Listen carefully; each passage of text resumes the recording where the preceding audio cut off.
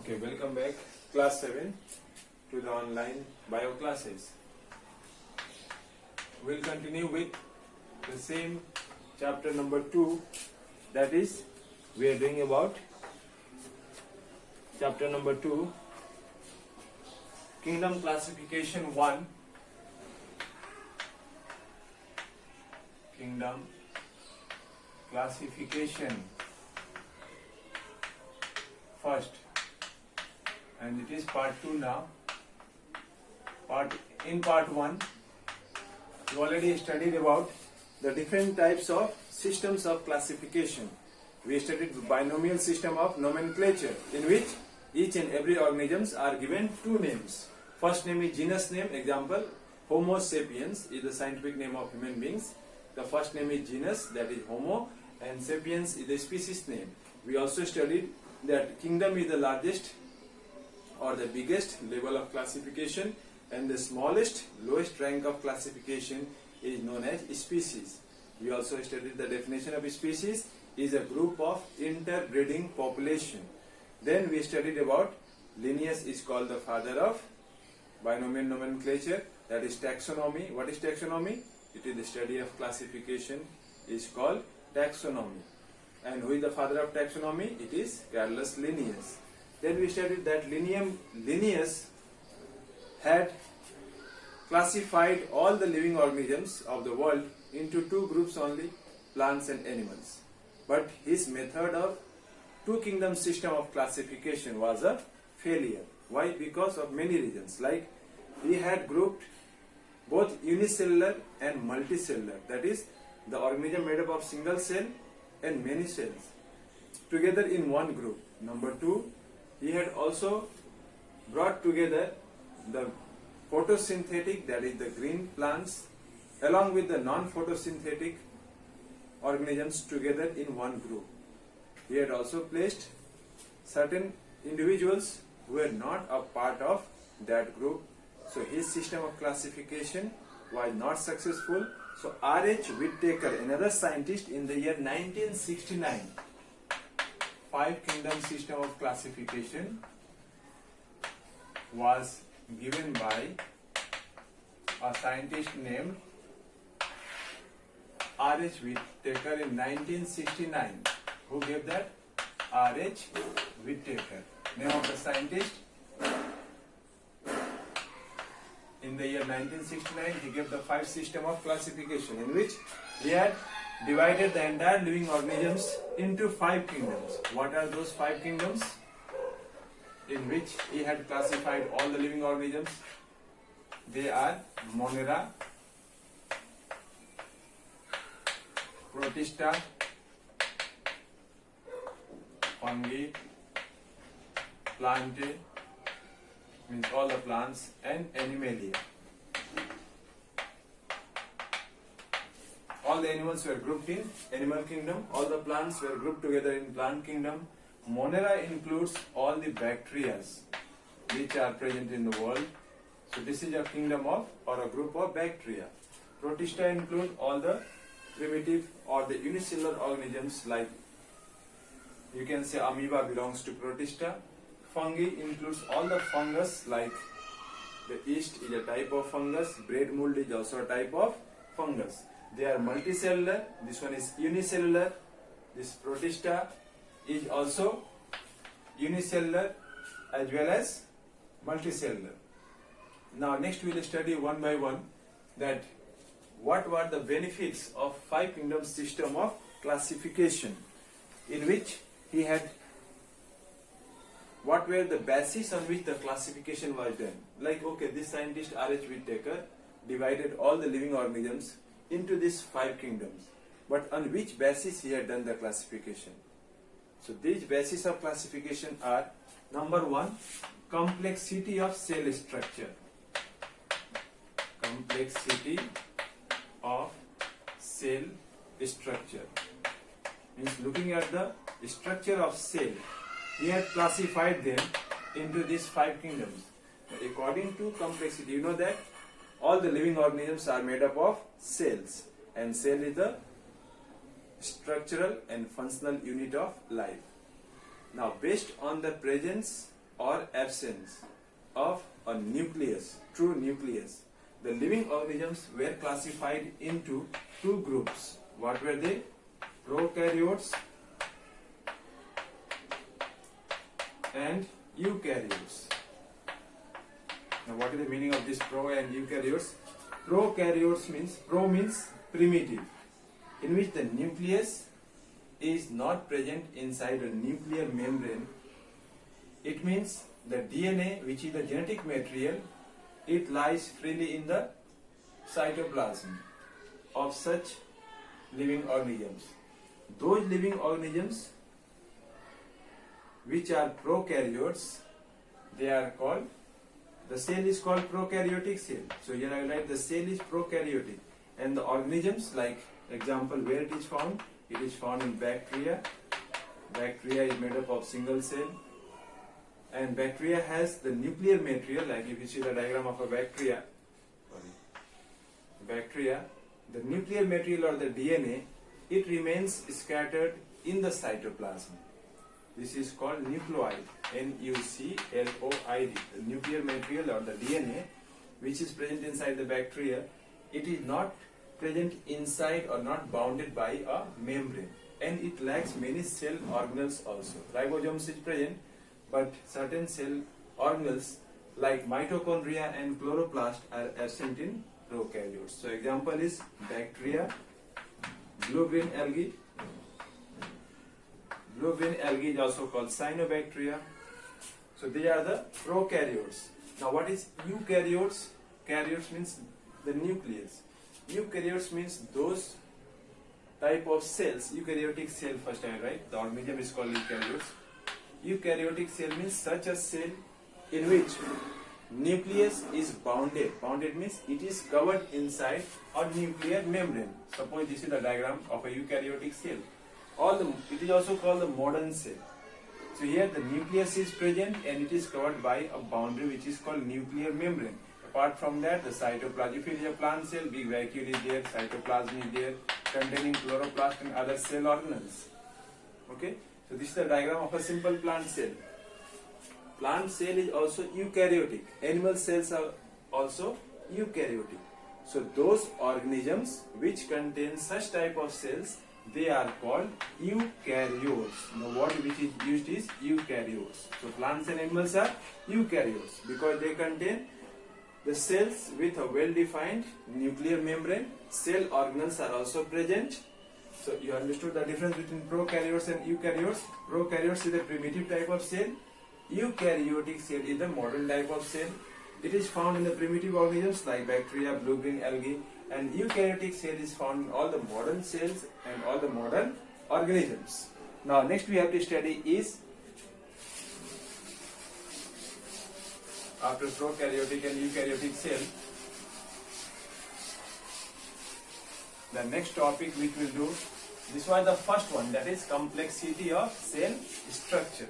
Similarly, the others which are there, that is basis is complexity of body organization. Number 2, second point, complexity of body organization. So here, according to the organization of body, the organisms are classified into two groups. What are they? Like there are some living things whose body is made up of single cell. They are known as unicellular organisms. Uni means single. Unicellular. Okay? Like bacteria is unicellular, amoeba is unicellular, euglena is also unicellular. Euglena is a link between plants and animals because it shows the characters of both of them. And in unicellular organisms, example, amoeba, protozoa, like bacteria also you can write, they are unicellular, okay? So they are made up of single cell. So all the life functions are done by the single cell. Means from that single cell only the living organism can carry out the process of respiration, excretion, digestion, movement. All the activities will be done by a single cell. So we can compare it like a single compartment, one room is there in which all the facilities are available. And this one, The second one is called multicellular. Multi means many. So those living organisms which are made up of more than one cell, they are called multicellular organisms. So multicellular organism means all the plants are multicellular, all the animals are multicellular, even we human beings are also multicellular. So in our case, multicellular organisms, there is a group of cells. The cells combine together to form the tissues.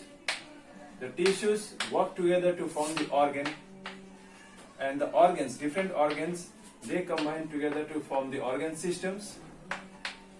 The organ systems, like we have digestive system, respiratory system, excretory system. In plants, it is the vascular system. All the organ systems working together, they form the organism, that is plant or animal. So in multicellular organisms, there is division of labor.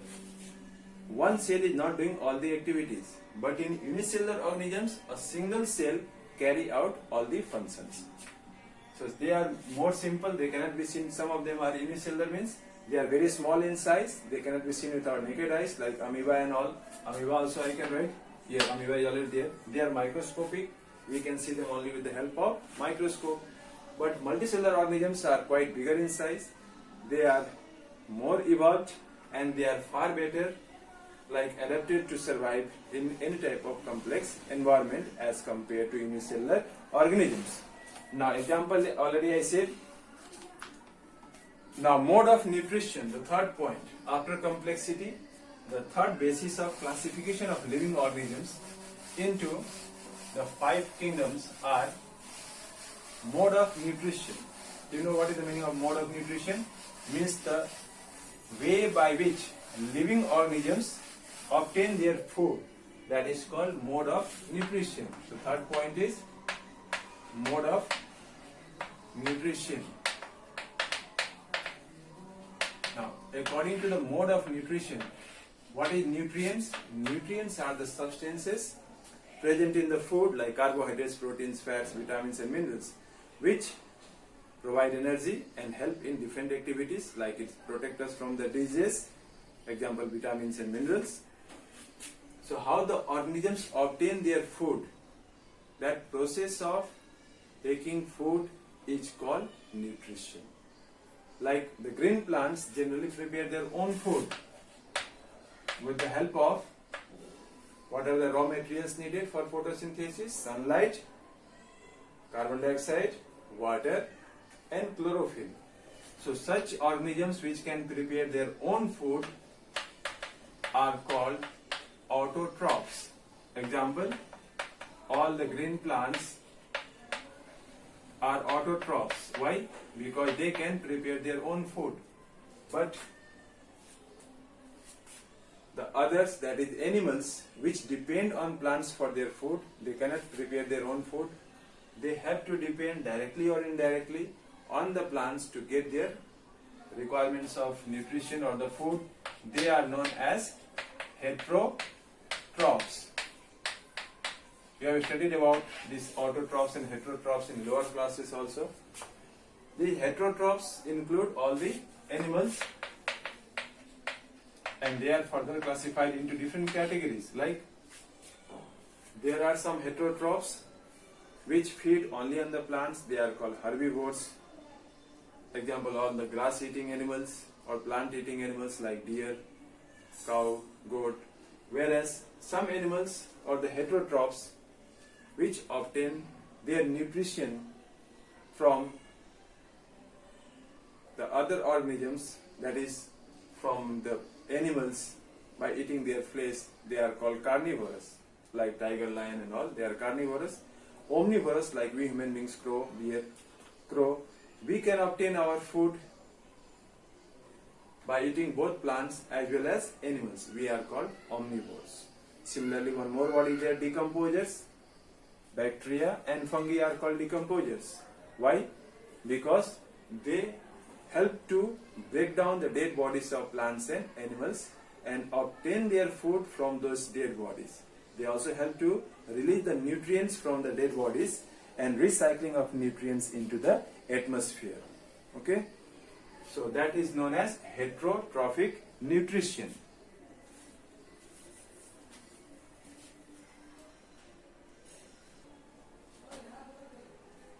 Okay, next we will start with kingdom Monera. The 5 kingdom system of classification was there. The first one is kingdom Monera. It includes all the bacteria, and you know that bacteria, it is the word Monera came from a Greek word which means Monera, which means solitary or alone. So they include, kingdom Monera include all bacteria, and they are prokaryotic, they are unicellular, they are saprophytic also, because they cannot prepare their own food. Some of them have got chlorophyll, so nutrition they can be photosynthetic as well as saprophytic in nutrition, and they can be seen only with the help of microscope. Can be seen with microscope. Why? Because they are very small in size. Bacteria are very small in size, and where are they found? They are found in, means everywhere, in all places. They are found in air, water, soil, inside our body also. Inside our body, inside the body of other living organisms also. Bacteria are present everywhere, means they are cosmopolitan in distribution. And then what is the structure of bacteria? If you look at the bacterial cell, you will find that, like I will draw a diagram here. The bacterial cell consists of the cell membrane. It is surrounded by a wall. This is bacterial cell wall called peptidoglycan. So cell wall is also there. Cell membrane is also there. Membrane, okay. Then it consists of the nuclear material, which is in the form of this DNA. It is scattered or it is found freely in the cytoplasm. The DNA or the chromosomes, we can say, it is found freely in the cytoplasm. And there is a slimy layer. Slimy layer means an outermost protective coat is there, which is called slime layer.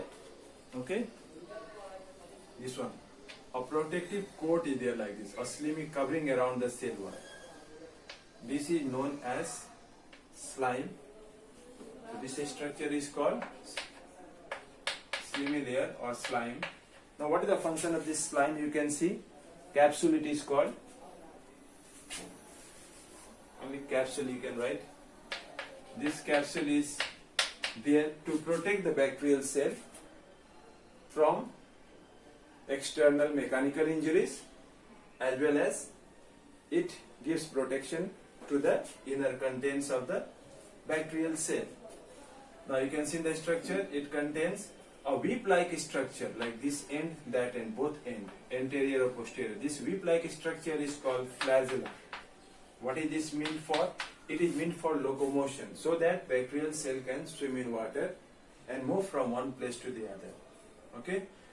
The cell organelles are mostly absent, but some ribosomes may be present in it, which helps in the synthesis of proteins. Okay? So what is the structure of bacterial cell you have seen? Now next is, bacteria are very primitive or old, most primitive form of living things. They are called prokaryotic because their nuclear material is not covered by a nuclear membrane, and they lack certain membrane bound cell organelles like mitochondria and chloroplast. Now bacteria have one or two flagella, whip-like structure, which help them to swim in water. Now next we will talk about the nutrition in bacteria, means how they obtain their food.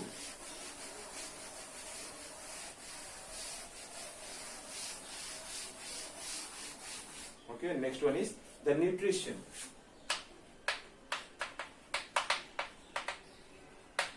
Okay, bacteria can obtain its food in 3 different ways. What are they? Autotrophic. I'll just write it here. Autotrophic. Then number 2, saprophytic. And number 3, parasitic. There are the three different ways by which it can obtain its nutrition. Now one by one I will explain the definition. Certain bacterial cell, not all, contains a special type of chlorophyll called bacteriochlorophyll that traps the sunlight or uses energy from other sources like chemicals, light, chemicals also, to prepare their food. This mode of nutrition, in which bacteria can prepare its own food by using the bacterial chlorophyll, is called autotrophic mode of nutrition. The second one is saprophytic. Saprophytic means to feed on dead and decomposed. Mostly it is found, or generally it is seen, that the dead bodies of plants and animals, it is acted upon by bacteria and fungi. They will decompose, they will eat, and they will take the nutrients from there. So this mode of nutrition, in which an organism derives its food from dead and decaying organic matter, is called saprophytic. So most of the bacteria are saprophytic in nature. And parasitic means certain bacteria can live as a guest on the body of other animals, like in our intestine.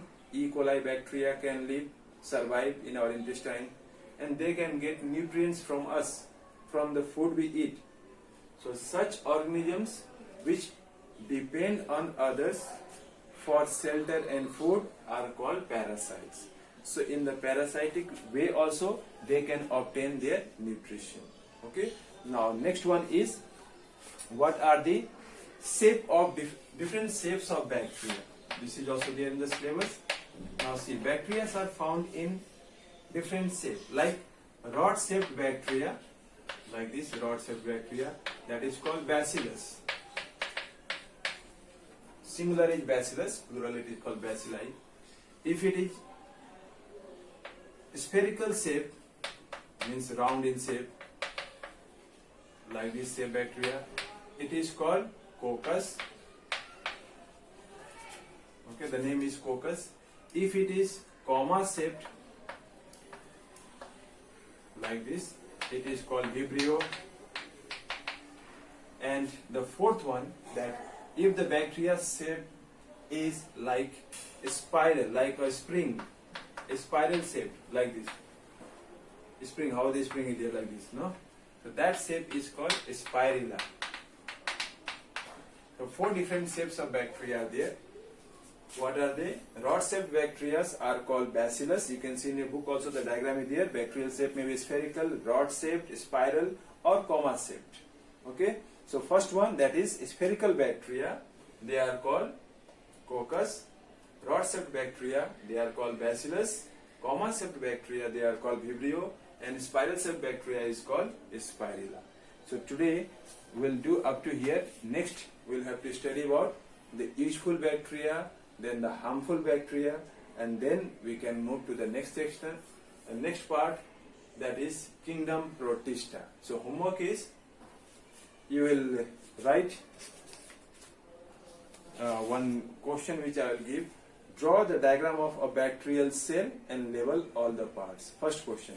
Number 2, differentiate between autotrophic and heterotrophic nutrition, unicellular and multicellular organisms, and prokaryotic and eukaryotic cell. And after watching the video, you must write your name in the comment section, so that we can come to know how many of you are watching, and many of you are still not sincere about your studies, not writing tests. So try to write the test regularly, whichever is given according to the subject. Don't miss the test at all. Okay? Thank you.